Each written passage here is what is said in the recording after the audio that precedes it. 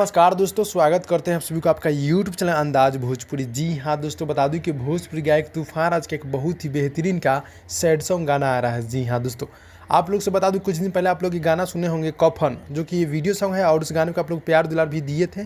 कफन, वो गाने को बहुत अच्छा खासा व्यू रिस्पॉन्स मिला और आप लोग सपोर्ट भी किए।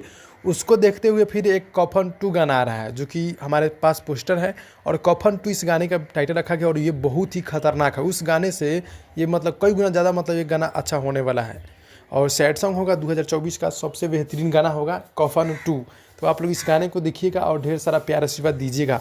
ये तूफान राज ऑफिशियल से देखने को मिलेगा और ये गाना कल सुबह भोरे भोरे छूटेगा 6 बजे। आप लोग इस गाने को ढेर सारा प्यार आशीर्वाद दीजिए और कफन 1 को आप लोग जिस तरह से प्यार दुलार दिए और उस पर व्यू की बात कर ले तो व्यू भी अच्छा खासा मिला और वीडियो की बात कर ले तो वीडियो भी बहुत ही बेहतरीन का था।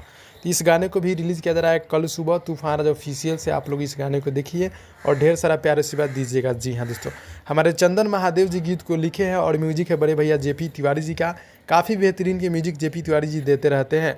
तो 2024 का सबसे सुपरहिट ये गाना होने वाला है सैड सॉन्ग। तो इस गाने को आप लोग देखिए कल भोरे भोरे। आप लोग मिलते हैं अगले वीडियो में, तब तक के लिए धन्यवाद।